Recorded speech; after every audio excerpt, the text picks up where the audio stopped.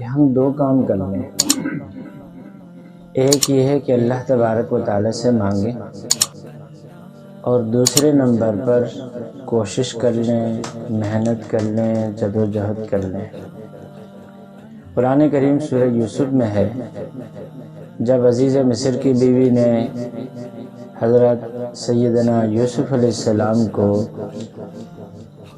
خلاف شرع کام پر مجبور کرنے کا بولا تو حضرت یوسف علیہ السلام نے دو کام کیے۔ قال معاذ اللہ، سب سے پہلے اللہ تبارک و تعالی سے رجوع کیا، اللہ تعالی سے مدد مانگی۔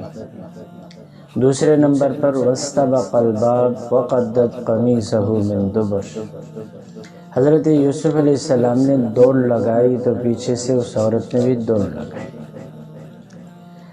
دنیا میں فزیکلی طور پر ہم دیکھتے ہیں کوئی انسان بیمار ہوتا ہے تو اپنے کسی بڑے سے کہتا ہے کہ حضرت دعا کیجئے میں بیمار ہوں۔ صرف دعا کے اوپر اکتفا نہیں کرتا، اس کے بعد وہ ڈاکٹر کے پاس جاتا ہے، حکیم کے پاس جاتا ہے۔ کسی انسان کی نوکری نہیں ہے تو وہ انسان سب سے پہلے اپنے بزرگوں سے، والدین سے کہتا ہے کہ دعا کر لے، اللہ تعالیٰ کو انتظام کر دے۔ دوسرے نمبر پر وہ اس کے لیے بھاگ دوڑ کر رہا ہوتا ہے۔ دنیا کے اندر ہم اپنی عام زندگی اور اپنی عام روٹین میں یہ چیز دیکھتے ہیں کہ ہم صرف دعا پر اکتفا نہیں کرتے ہیں، چونکہ دارالاسباب ہے تو اسباب کو اختیار کرتے ہیں۔ اللہ تبارک و تعالی نے بھی ہمیں قرآن کریم میں حضرت یوسف علیہ السلام کے واقعے میں یہ درس دیا ہے، یہ سبق دیا ہے کہ دیکھو دنیا کا بھی کوئی کام ہو، آخرت کا بھی کوئی کام ہو، بندوں کا کوئی کام ہو، اللہ کا کوئی کام ہو، ہدایت کا کوئی کام ہو تو دو کام کرنے ہیں۔ ایک تو اللہ تبارک و تعالی سے مانگنا ہے، دوسرے نمبر پر اس کی محنت کرنی ہے۔ نماز میں اللہ تبارک و تعالی نے سورہ فاتحہ جو ہمیں دی ہے، یہ دراصل اللہ تبارک و تعالی نے دعا مانگنے کا طریقہ بتایا۔ کوئی بھی انسان دنیا میں جب کسی سے کوئی اپنی مطلب نکالتا ہے، اس کو کوئی چیز چاہیے ہوتی ہے تو آپ نے دیکھا ہوگا، ہم فزیکلی طور پر دیکھتے ہیں دنیا میں کہ کوئی وزیر آ رہا ہوتا ہے، کوئی مشیر آ رہا ہوتا ہے تو وہاں کے جو مقامی لوگ ہوتے ہیں تو ان میں سے کچھ جو چاپلوس قسم کے ہوتے ہیں تو وہ ممبر پہ جا کر کے یا اسپیکر پہ جا کر کے ان کی تعریفیں کر رہے ہوتے ہیں۔ تعریفیں کرنے سے مقصد کیا ہوتا ہے؟ تاکہ ان سے کوئی چیز ہمیں مل جائے۔ ہم اپنے گھروں میں بلی کو دیکھتے ہیں، بلی کو جب بھوک لگتی ہے ہم کھانا کھاتے ہیں تو کیا کرتے ہیں کہ وہ ہمارا طوافی کر رہی ہوتی ہے، چاپلوسی کر رہی ہوتی ہے۔ اس کا ایک ہی مقصد ہے کہ بھئی کوئی روٹی مجھے بھی کھلا دو، کوئی لقمے مجھے بھی کھلا دو۔ اللہ تبارک و تعالی نے نماز میں بنیادی طور پر کیا ہے؟ اپنی تعریف اور بندے کی عاجزی۔ نماز میں صرف اور صرف اللہ سے بات ہے۔ کوئی انسان کہتا ہے کہ اللہ کی قسم میں اللہ سے بات کروں گا، 2 رکعت نماز پڑھے گا، ہماری کتابوں میں لکھا ہے وہ انسان کی قسم پوری ہوگی۔ نماز میں اچھا بعض لوگ بڑی اچھی تعبیریں کرتے ہیں، کہتے ہیں کہ بھائی آپ کے پاس موبائل ہے تو مختلف لوگوں کے نمبر ہے، 5 نمبر آپ اللہ کے ساتھ بات کرنے کے لیے بھی مقرر کرتے ہیں، فجر ہے، ظہر ہے، عصر ہے، مغرب ہے، عشاء ہے، اور اگر کوئی ایمرجنسی ہے، کوئی خصوصی بات کرنی ہے تو اس کے لیے اللہ تبارک و تعالی نے خاص وقت، تہجد کا وقت خاص کال کے لیے مقرر کیا۔ یہ خاص کال کا وقت ہے تو نماز میں بنیادی طور پر ہم اللہ تبارک و تعالی سے باتیں کرتے ہیں۔ دنیا میں کیا ہے، کوئی انسان سب سے زیادہ ذلیل ہوتا ہے تو کہتے ہیں ارے ہم نے اس سے ناک رگڑا۔ انسان سجدے میں جاتا ہے تو کیا کرتا ہے؟ اللہ کے سامنے ناک رگڑ کے کہتا ہے کہ اے اللہ میں ذلیل ہوں، تو عزت والا ہے، میں ادنا ہوں، تو اعلیٰ ہے، اے اللہ میری کوئی عزت نہیں، عزت ہے تو تیری عزت ہے۔ یعنی انسان کے لیے پستی کا جتنا انسان تصور کر سکتا ہے، اللہ تبارک و تعالیٰ نے وہ پستی میں انسان کو اتار دیا کہ انسان تو اپنی عاجزی کا اظہار کر۔ اور ظاہر ہے کوئی انسان کتنا بڑا دشمن ہو، دشمن کے سامنے بھی جب انسان اس کے پیروں پڑتا ہے تو وہ کہتا ہے کہ چل یار میں نے تیرے کو معاف کر دیا۔ اللہ تبارک و تعالیٰ تو ہمارے دوست ہیں، وہ ولی المتقین، وہ یتولی الصالحین، وہ متقیوں کا دوست ہے، وہ نیک لوگوں کو پالتا ہے۔ جب انسان اللہ کے سامنے اس استحضار کے ساتھ گر جائے، اللہ کے سامنے گڑ گڑائے، اپنی پستی کا اظہار کر دے، مولا مجھے معاف کر دے، تو ہی عزت والا ہے، میں ذلیل ہوں، میرے کوئی عزت نہیں، اللہ تیرے سوا کوئی آسرا نہیں، مجھے دے دے، مجھے معاف کر دے، تو اللہ معاف کیوں نہیں کرے گا؟ اللہ کیوں نہیں دے گا؟ نماز اللہ سے بات کرنے کا ذریعہ ہے۔ ایک وہ والی بات ہے، اچانک مجھے بات یاد آ گئی۔ غزوہ احد کے موقع نبی کریم صلی اللہ علیہ وسلم، بہت سارے صحابہ زخمی ہوئے، بہت سارے صحابہ شہید ہوئے، تو ایک صحابی زخمی حالت میں پڑے ہوئے تھے، زخموں سے چور ہیں۔ نبی کریم صلی اللہ علیہ وسلم کو دیکھا تو ایسے گھسٹ گھسٹ کے اوندے پڑے ہوئے حضور صلی اللہ علیہ وسلم کے قریب پہنچے، حضور کے قدموں کے پہنچے اور وہیں پر دم توڑ۔ تیری معراج کہ تو عرش بری پہ پہنچا، میرے معراج کہ میں تیرے قدم پہ پہنچا۔ ہم میں سے ہر انسان حضور صلی اللہ علیہ وسلم کی طرح اوپر تو نہیں جا سکتا اللہ سے بات کرنے۔ اللہ تبارک و تعالیٰ نے حضور کو اپنے سے ڈائریکٹ بات کرنے کے لیے اپنے پاس بڑھا، اور اسی معراج کا تحفہ اللہ تبارک و تعالیٰ نے ہمیں آپ کو نماز کی صورت میں دے دیا کہ میرے بندے، اگر تیرے دل میں یہ آرزو پیدا ہوتی ہے کہ میرے نبی تو اللہ سے بات کرنے کے لیے ساتوں آسمان پار کر گیا، میں اللہ سے بات کروں تو کیسے کروں؟ فرمایا تیرے کو اتنا لمبا سفر کرنے کی ضرورت نہیں، تو مصلی بچھا، وضو کر لے، 2 رکعت کی نیت باندھ لے، مجھ سے باتیں شروع کر، گلاں کر میرے نبی۔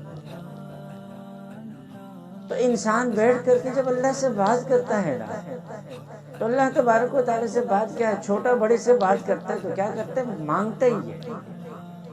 ہم سارے کے سارے مانگتے ہیں، یا ایھا الناس انتم الفقراء الی اللہ، لوگوں سارے کے سارے تم فقیر ہو، محتاج ہو، ایک اللہ، واللہ الغنی، وہی غنی ہے، وہ کسی کا محتاج۔ نماز میں اللہ سے عام طور پر بڑے سے کوئی انسان ملتا ہے تو کہا کے لیے ملتا ہے، کہتا ہے کہ یار میرے کو کچھ ملے گا۔ چھوٹے اور بڑے کی جو دوستی ہوتی ہے وہ اسی چیز کی ہوتی ہے۔ بڑے اللہ والے سے کوئی انسان جاتا ہے کسی اللہ والے کے پاس، کہا کے لیے ملتا ہے؟ ان کے پاس کوئی مال، اسباب، یہ چیزیں نہیں ہوتی ہے، بس ایک چیز ہوتی ہے کہ ان کے پاس اللہ کے ساتھ محبت والا دل ہوتا ہے۔ تو ہم ان کے پاس جاتے ہیں کہ بھائی انہوں نے محنت کی ہے، اللہ اللہ کر کے اللہ کو اپنے دل میں بسایا ہے، تو ہو سکتا ہے کہ کچھ ذرے ہمارے دل میں بھی اتر آئے۔ سنا ہے نور کی بارش ہوتی ہے مدینے میں، سنا ہے نور کی بارش ہوتی ہے مدینے میں، الہی ایک چھینٹا آ لگے ہم سب کے سینے میں۔ تو اللہ والوں کے پاس ہم جاتے ہیں کائے کے لیے؟ اس لیے تاکہ اللہ نے جو ان کے دلوں پر نور کی بارش کر دی ہے، کچھ قطرے، کچھ چھینٹے آ کر کے ہمارے دل پہ پڑے۔ دنیا کے بڑے والے کے پاس انسان جاتے اس لیے تاکہ اس کے پاس مال و اسباب ہے تو کچھ ہم کو مل جائے۔ اللہ سے انسان بات کرتا ہے، انسان سراپا محتاج ہے، سب سے پہلے کھانے کا محتاج، اس کے بعد کھا کر کے ہضم کرنے کا محتاج، ہضم کر لینے کے بعد جسم سے نکالنے کا محتاج، سانس اندر لے جائے باہر نکالنے کا محتاج، باہر لے جائے تو اندر لے جانے کا محتاج، ہر چیز میں محتاج۔ اس لیے اللہ تبارک و تعالیٰ نے بندے کی اس احتیاجی کو دیکھ کر کے ایک ہی چیز سکھائی ہے، فرمایا میرے بندے سب سے پہلے میری تعریف کر، اپنی عاجزی کا اظہار کر۔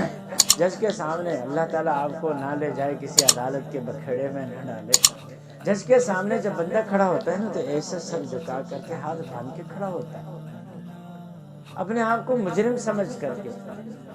اللہ کے سامنے بھی جب انسان کھڑا ہوتا ہے تو اس کو اپنے سارے کرتوت سامنے ہوتے ہیں، تو اپنے آپ کو مجرم تصور کر کے اللہ کے سامنے کھڑا ہوتا ہے کہ اللہ میں قصوروار ہوں، بس تو ہی معاف کر دے، تو تیری کرم نوازی۔ تو سب سے پہلے اللہ کی تعریف ہے۔ جب ہم نماز کے لیے کھڑے ہو جاتے ہیں تو کیا بولتے ہیں؟ الحمدللہ رب العالمین۔ سب سے پہلے اللہ کی ثنا پاکیزگی بیان کی، اس کے بعد کہا الحمدللہ۔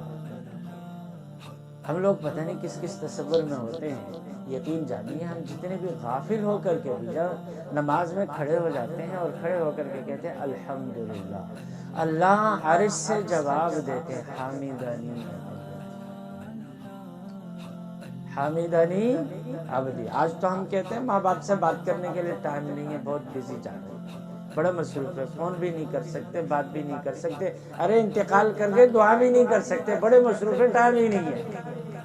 اللہ جو ساری کائنات کے نظام کو سنبھال رہے ہیں، ہم میں سے ہر ایک انسان کی آواز کو سنتے ہیں، اور جب ہم نماز میں کھڑے ہوتے ہیں، مسلم شریف کی روایت ہے، جب بندہ پڑھتا ہے کہتا ہے الحمدللہ، اللہ عرش سے کہتے ہیں حمیدنی عبدی، میرے بندے نے میری تعریف کی۔ جب انسان کہتا ہے الرحمن الرحیم، تو اللہ تبارک و تعالیٰ فرماتے ہیں اثنا علی عبدی، میرے بندے نے میری ثنا بیان کی۔ اور جب انسان کہتے ہیں مالک یوم الدین، تو اللہ فرماتے ہیں مجدنی عبدی، میرے بندے نے میری بزرگی کی۔ اور جب انسان کہتا ہے ایاک نعبد و ایاک نستعین، اے اللہ ہم تیری ہی عبادت کرتے ہیں، اے اللہ ہم تجھ ہی سے مدد مانگتے ہیں۔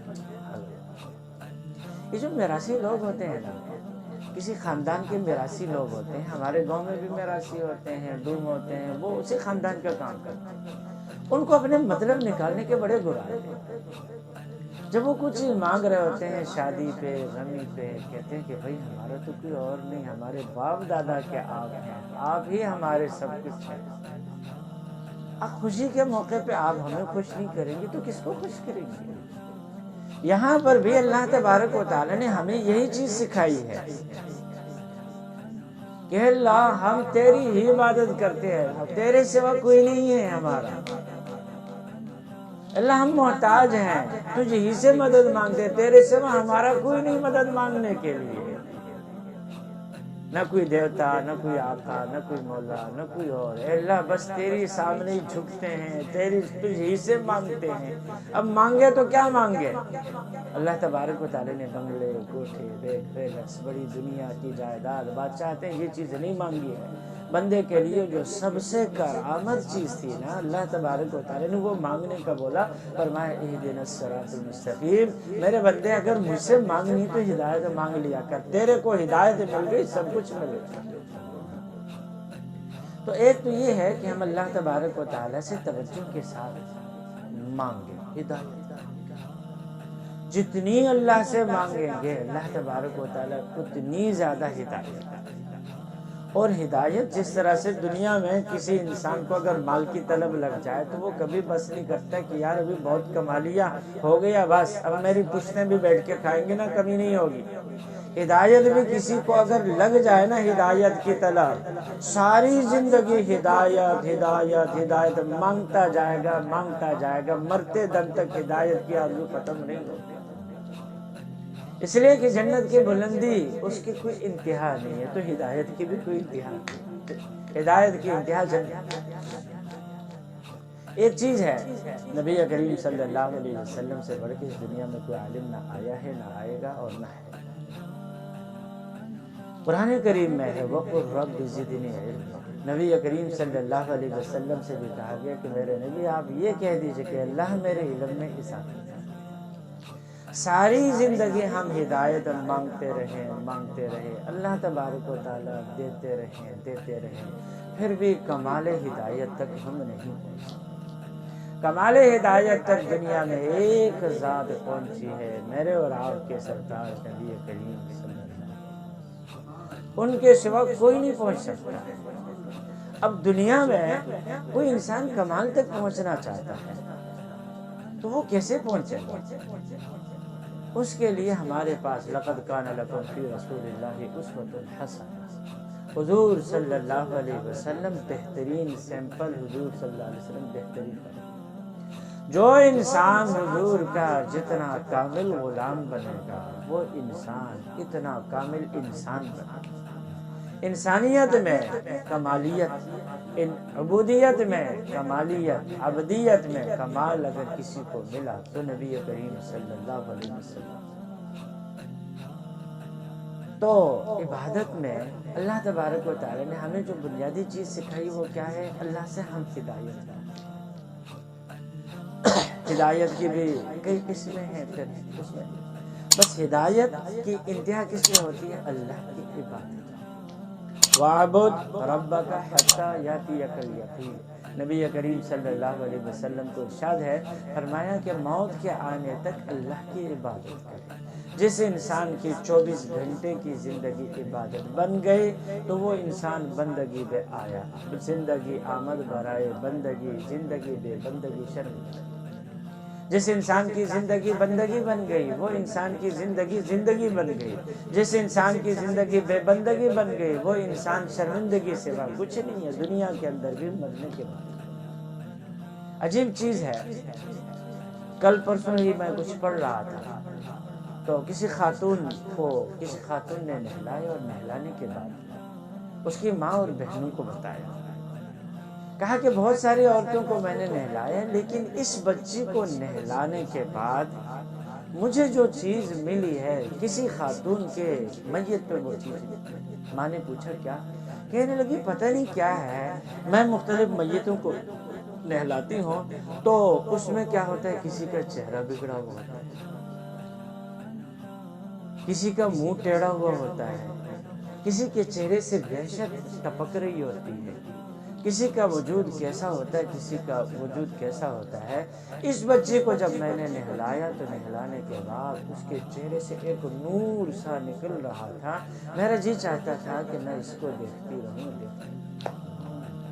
پتہ چلا وہ بچی کیا کرتی تھی، جب بھی اذان ہوتی تھی تو نماز کی پابندی کرتی تھی، فیشن ایبل کپڑے پہننے کے بجائے کھلے کپڑے پہن کر کے پردہ کر کے اپنی زندگی گزارتی۔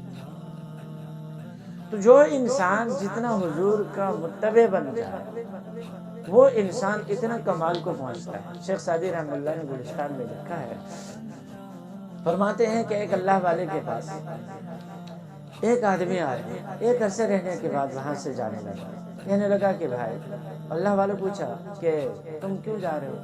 کہنے لگا کہ وہ میں اس لیے آیا تھا کہ آپ کے ہاں، اور حضرت شاہ ولی اللہ رحمہ اللہ کے متعلق بھی آتا ہے، تو ان سے کہا کہ میں نے بڑی شہرت سنی تھی تو میں آیا تھا کہ آپ کی مجلس میں کوئی ایسی چیز دیکھ لوں اور دیکھنے کے بعد میں متاثر ہو جاؤں، لیکن 10 سال کا عرصہ رہا، 20 سال کا عرصہ رہا، کوئی ایسی چیز نہیں۔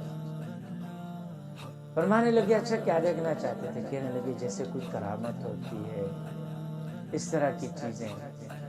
تو فرمانے لگے اچھا یہ بتاؤ جتنے عرصہ تم ہمارے پاس رہے کیا تم نے خلاف سنت کوئی چیز دیکھی؟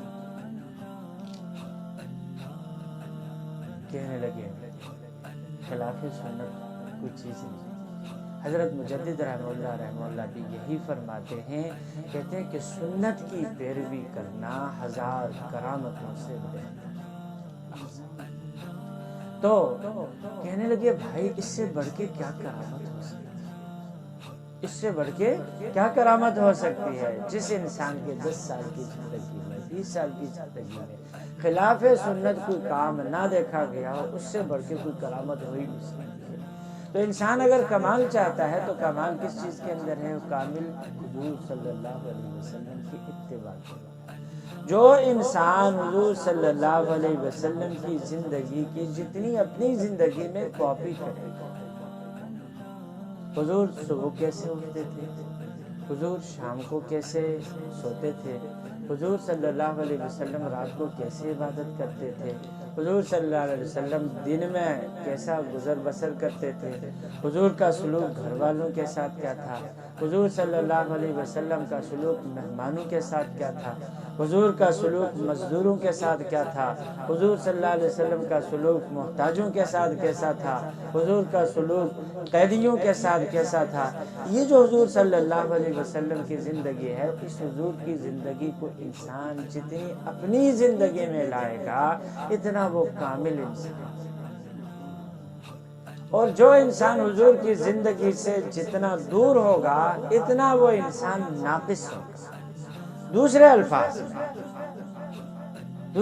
میں یہ ہے کہ جو انسان جتنا حضور صلی اللہ علیہ وسلم کے عملی زندگی کے قریب ہوگا اتنا وہ بلندی پہ جائے۔ جنت اوپر ہے، اللہ تبارک و تعالیٰ اوپر ہیں، تو بلندی پہ جائے گا، اس کے درجات بلند ہوں گے۔ اور جو انسان حضور صلی اللہ علیہ وسلم سے جتنا دور ہوگا وہ عملی زندگی میں وہ انسان اتنا نیچے جائے۔ تو بہرحال بات ادھر ادھر میری ایسی بکھری ہوئی باتیں ہوتی ہیں، ادھر ادھر جا رہی ہے۔ تو بات یہ میں عرض کر رہا تھا، اللہ تبارک و تعالیٰ نے ہمیں جو دعا سکھلائی وہ کیا ہے، اہدنا الصراط، اللہ ہمیں سیدھے رستے پہ چلے۔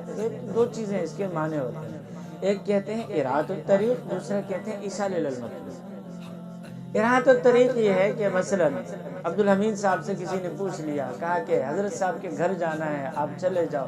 انہوں نے کورنگی سے بیٹھے بیٹھے کہا کہ بھائی تم وہاں جاؤ، ایسے مڑ جاؤ، گلی میں جاؤ، فلاں جگہ فلاں جاؤ، بیٹھے بیٹھے آگے گئے نہیں۔ اس کو کہتے ہیں اراۃ الطریق۔ اب وہ بندہ وہاں سے جب آئے گا تو ضروری نہیں ہے کہ گھر تک پہنچ جائے، ہو سکتا ہے ادھر ادھر گھومتا گھومتا گھر ملے ہی نہیں۔ دوسرا اس کا معنی ہوتا ہے ایصال الی المطلوب۔ شاہ عبد القادر رحمہ اللہ نے، جنہوں نے اردو کا ترجمہ پہلے دفعہ کیا قرآن کریم کا، اردو میں پہلی دفعہ ترجمہ لکھا ہے، انہوں نے جو اس کا معنی کیا وہ یہ ہے کہ ہمیں سیدھے رستے پہ چلا۔ رستہ دکھانے سے منزل تک پہنچنا ضروری نہیں ہوتا ہے، اور رستہ چلانے سے انسان منزل تک پہنچ جاتا ہے۔ چلانے کا مطلب یہ ہے کہ ہمارے ساتھ بچہ ہوتا ہے، بچہ ہم سے ضد کرتا ہے، اور ضد کرنے کے بعد کہتا ہے کہ پاپا میرے کو پاپڑ چاہیے، میرے کو بسکٹ چاہیے، میرے کو ٹافی چاہیے۔ چھوٹا بچہ 2 سال کا، 2.5 سال کا، ہم یہ نہیں بولتے ہیں بچہ یہاں سے دروازے سے نکل جا، گلی کے نکڑ پہ جا، وہاں پہ ٹھیا لگا ہوا ہے، اس کیبن سے اپنے لیے یہ پیسے پکڑ لے کے آ جا۔ اس کو ہم کیا بولتے ہیں، اچھا چل نکلتے ہیں۔ وہ ہماری انگلی پکڑتا ہے، ہم اس کی انگلی پکڑتے ہیں، بچے کو ہم لے جاتے ہیں، جا کر کے دکان پہ لے جاتے ہیں، ٹھیے پہ لے جاتے ہیں، کیبن پہ لے جاتے ہیں، اس کو وہ چیز دلاتے ہیں، دلانے کے بعد اس کو گھر واپس لے کے آتے ہیں۔ تو اہدنا الصراط المستقیم، اے اللہ ہم کو سیدھے رستے پہ چلا۔ چلانے کا مطلب یہ ہے کہ اے اللہ ہمیں تو پتہ نہیں ہے۔ مسجد نماز پڑھ کے باہر نکلتے ہیں، ایک کھڑا ہے کہتا ہے کہ میرے ساتھ چلو، میں تجھے جنت لے کے جاؤں گا، دوسرا کہتا ہے میں لے کے جاؤں گا، تیسرا کہتا ہے میں لے کے جاؤں گا۔ ہم نے اپنے آپ کو بالکل جاہل سامنے ظاہر کرنا اللہ کے سامنے۔ اے اللہ ہزاروں رستے ہیں، سینکڑوں رستے ہیں، سینکڑوں رہبر ہے، کون کس طرف لے کے جاتا ہے ہمیں نہیں پتا۔ مولا بس تیرے ہی دامن پکڑ کے ہم چلیں گے سیدھے رستے پہ، تو نے ہی ہمیں چلانا ہے، ہمیں کچھ نہیں پتا۔ جب انسان اپنے آپ کو اللہ کے حوالے کر دیتا ہے تو اللہ اس کو کسی اور کے متھے نہیں لگاتے، اللہ ہی اس کو سیدھا جا کر کے وہیں پہ پہنچاتے ہیں جہاں پر میرے اور آپ سب کے آقا نبی کریم صلی اللہ علیہ وسلم۔ تو ایک دوستو یہ کرنا ہے، اللہ سے دعا مانگنا کہ اللہ ہمیں ہدایت پہ چلا، صراط مستقیم پہ چلا۔ دوسرے نمبر پر یہ ہے کہ اس کے لیے محنت کرنا، وَكُونُوا مَعَ الصَّادِقِينَ، سچوں کے ساتھ محنت کرنی ہے۔ یہ جو صدا لگائی جاتی ہے خانقاہ کی طرف سے کہ بھائی اللہ کا کو یاد کیا کرو، اللہ کا ذکر کر لیا کرو، مجلس میں آ جایا کرو، جماعت کے ساتھ جڑا کرو، یہ کیوں لگاتے ہیں؟ کہ پیسے کی ضرورت ہے، عہدہ، اس سے کوئی واہ واہ کرے گا ہماری، کوئی تعریف کرے گا نہیں، کسی چیز کی، صرف اسی چیز کے لیے کہ بس اللہ کے بندے، اللہ کے بندے کی حضور صلی اللہ علیہ وسلم کے طریقے پہ۔ جو انسان جتنا کامل بندہ بنے گا تو وہ انسان اللہ کا اتنا مقرب بندہ ہو جائے گا۔ یہ جو چھوٹی بہت محنت ہوتی ہے، تھوڑا بہت ٹائم نکال کے اجتماعی محنت ہوتی ہے، پھر انفرادی محنت کی ترغیب دی جاتی ہے کہ بھائی کچھ وقت نکال لو، اپنی مصروفیات میں سے ترک کر کے آدھا گھنٹہ 1 گھنٹہ بیٹھ جایا کرو، اللہ اللہ کر لیا کرو، اللہ کو یاد کر لیا کرو، یہ ہمارے فائدے کے لیے۔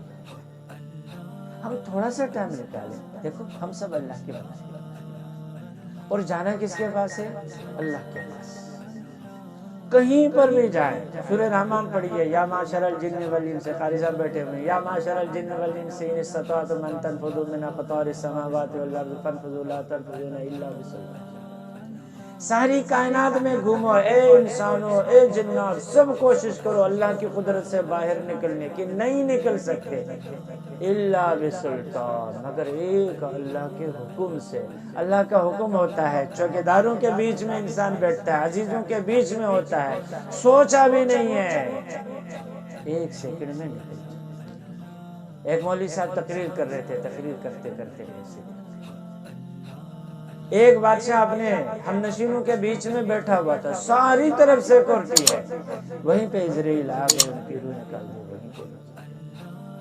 اللہ جب چاہتے ہیں ایک سیکنڈ میں اپنے پاس بلا لیتے ہیں، اور اللہ نہ چاہیں چاروں طرف سے گولہ بارود کا بارش ہو جائے، اللہ تبارک و تعالیٰ اس کے بیچ میں بھی بچائے. ابراہیم علیہ السلام کو کس نے بچایا؟ ایک اللہ. موسیٰ علیہ السلام کو کس نے بچایا؟ ایک اللہ نے.